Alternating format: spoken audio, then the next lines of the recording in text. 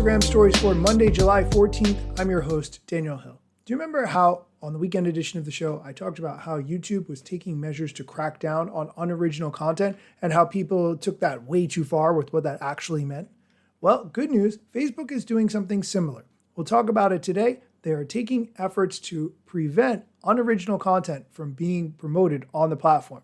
What you need to know about, we'll dive in. Additionally, we'll also do a question and answer session from the head of Instagram, who will answer questions like, will edits charge money in the future like CapCut does? Does having the TikTok logo on your reel get you punished? How do you find all the people who have unfollowed you? And if you got hacked, what should you do next? All of these questions plus more on today's episode, but first, here's a quick word from our sponsors. Welcome back. On the weekend edition of the show, I talked about some steps that YouTube was taking, which are really minor policy changes, but people blew way out of proportion in terms of what that meant for AI content and spam on the platform. Facebook is now doing something similar, announcing that they are reducing unoriginal content. They say too often the same meme or video pops up repeatedly, sometimes from accounts pretending to be the creator and other times from different spammy accounts. To protect and elevate creators sharing original content, we're introducing stronger measures to reduce unoriginal content on Facebook. Here's what you need to expect. Accounts that improperly reuse someone else's videos, photos, or text posts repeatedly will not only lose access to Facebook monetization programs for a period of time, but will also receive reduced distribution on everything they share. In addition, Facebook says that if their systems detect duplicate videos, they will reduce the distribution of the copies so that original creators get the visibility they deserve. They're also testing adding links on duplicate videos that point viewers to the original piece of content. Glad to see that Facebook is taking steps here to protect creators. They also share some tips to maximize your content's potential. They say, post original content, that's content you create yourself, make meaningful enhancements. You can use other content you're approved to use from other sources, as long as you make it your own through creative editing, voiceover, or commentary. They also suggest telling a story. Authentic storytelling resonates with viewers and is more likely to perform well. They remind you to avoid watermarks. Avoid using visible third-party watermarks and content that is visibly recycled from other apps or sources. And lastly, use high-quality captions. Keep your captions and hashtags relevant to the content. I will link to this post from the Facebook creator team so that you can see more. One other story I want to cover. I came across a change.org petition for Meta to stop wrongfully disabling accounts with no human customer support. So far, 30,000 people have signed this change.org petition, which is all about when you have the experience of having your account on Instagram or Facebook disabled and not being able to get back in and not being able to contact a human. If you've ever experienced this, it's incredibly frustrating. Meta says they have a process to go through, which they do, but no humans actually review it. It is automatically determined what the decision is going to be based on whatever the circumstances are, but there's no way to contest or get a human to review the explanation so you can find out what's happened. There are countless stories online of people who have been locked out, no reason for their account being disabled, and no recourse to do anything about it. I will link to this change.org petition so you can check it out for yourself. You can find the links to everything I talk about in the show notes. We are going to take a quick break. When we come back, the head of Instagram is going to answer questions about reach, questions about how to know if someone's unfollowed you, questions about what to do after you've been hacked, and a lot more. Stick around. Welcome back. Let's dive into the questions and answers from the head of Instagram, and we're going to do the questions and answers in the order that I think the questions are interesting. The first one, will edits cost money in the future like CapCut?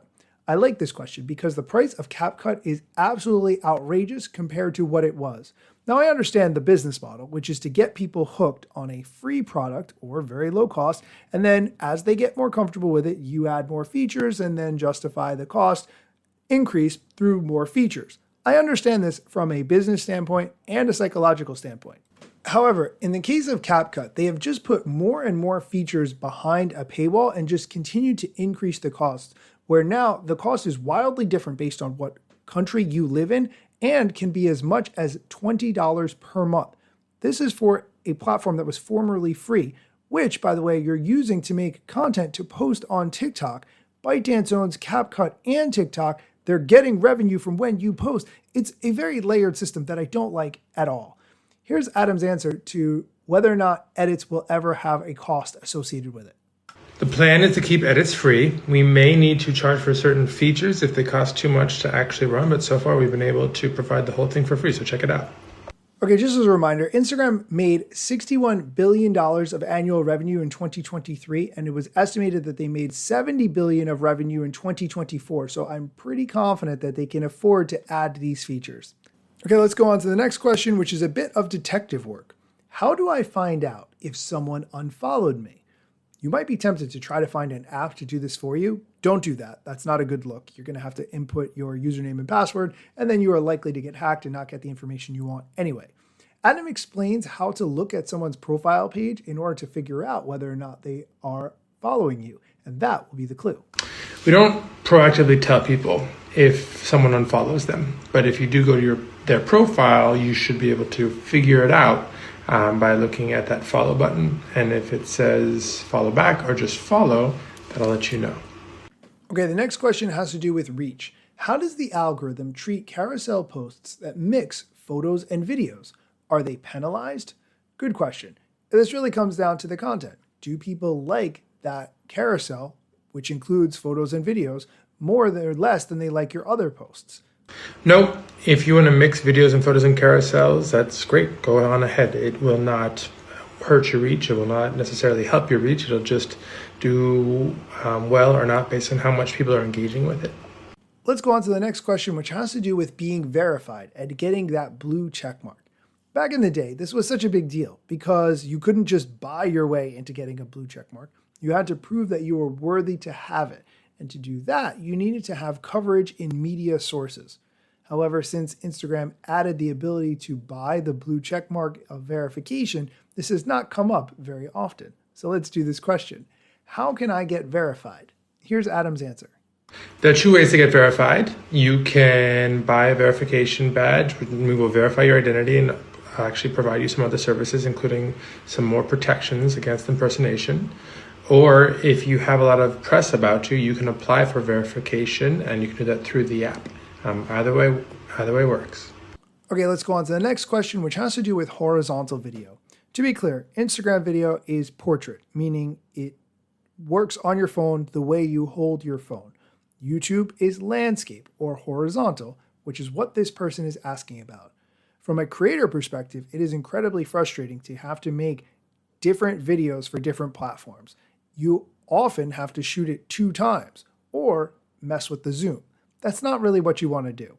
The question, is horizontal video a thing? Will Instagram ever support that? It seems like Adam's saying no. Never say never, but we're really focused on video that people consume on their phones because the vast majority of usage of Instagram is on mobile phones. And so that is going to be not only vertical video, but also shorter video. It doesn't mean you can't have horizontal videos or you can't have longer videos on our platform, but we're going to focus on that mobile native type video. You can absolutely post a horizontal video on Instagram. It just will be in the center of the screen and you'll have massive black boxes at the top and the bottom. If you're comfortable with that, then by all means, post a horizontal video. I've seen plenty of people write text at the top or the bottom is a way of using that blank space. So that's always an alternative. Let's go on to the next one, which I actually really like. Will a super short reel still get reach? Like a 3-second video. I've seen a lot of people make these 3-second videos where you have to watch it many times to try to understand what's happening, which is getting them more reach because it seems like this video is very popular. Not necessarily. It might get reach, it might not get reach. It depends on whether or not it's resonating with an audience. We definitely now proactively look for really short videos that are trying to fool a user by like showing caption and not letting them read it, and so they have to re-watch it. We call engagement bait. We're pretty good at clamping down on that. So I would just go with the video that's going to help you tell the story that you're trying to tell. Nice to see Instagram cracking down on people using that trick. The last question, are there some accounts that get the trial Reels option or everyone? Here's Adam's answer. So right now, to get access to trial Reels, you need to be a public account And you also need to have at least 1,000 followers. If you're a private account or a really tiny account, it doesn't seem like you're looking to grow. So it doesn't really make sense as a tool for you. We are looking into whether or not we should expand it to public accounts with less than 1,000 followers. So more to come there, but maybe not. I kind of don't agree with not giving it to people who have less than 1,000 followers. To a certain extent, those people are likely just using it for personal reasons, family and friends. But what if you're just starting out a new account? What if you just opened a new business? Should you have to buy followers just so you can get to that 1,000 follower mark? No, that doesn't make any sense at all. I will, of course, keep you posted on that as Instagram rolls out that feature to more people. That is going to do it for the Adam Mosseri question and answer portion. But I want to talk about my email newsletter. If you're not familiar, I have an email newsletter where I recap all of the updates that I've talked about over the past week, and I send it out every Monday evening. However, I have noticed that on the email sign-up page, the buttons weren't working properly. I tested it myself, but I didn't test it thoroughly. That's on me. So I fixed that. If you've gone to the email newsletter sign-up page and it didn't work, now it should. Hopefully I took care of it. I did some testing this afternoon and everything seems to be working properly. You can find the link for how to get signed up for my email newsletter in the show notes, or you can go to my Instagram profile at Daniel Hill Media. It is the main link in my bio, so you can get there directly. That's it for today's episode. Thank you for listening, and be sure to come back next time for more social media news, strategy, updates, and all the things that you absolutely need to know. Let me tell you a couple things that you should know about me. A product manager, but do not have a bachelor's degree. But actually, that's factually a fraction of me. Another fraction's posting content irregular and irrationally. Still probably won't get a job at the Gram. They forgot, they don't know, or don't care who I am. That's why you never see me at the parties and events. My lack of followers must make me irrelevant. Don't have a course, a book to sell to make a bag of grand. Not a social media marketer, don't represent any brands. Plain to see, don't have an agency, but I got a lot of spam. Just putting in my work without the glitz and glam. Won't catch me eating fish unless it's shrimp or clam. No six pack, no risk that there's a gym card in my hand. Don't have a full-time job, but I got a lot of plans. Stay plotting, dropping knowledge on TikTok and Instagram.